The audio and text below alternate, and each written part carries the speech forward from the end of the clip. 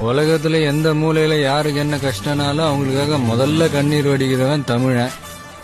இன்னைக்கு அவன் கண்ணீரை துடைக்க ஒரு நாதியும் இல்ல. இதெல்லாம் எப்பதான் முடியும்? ஒரு நாள் விடியும். உங்க விஜய் களத்துக்கு வந்துட்டான்.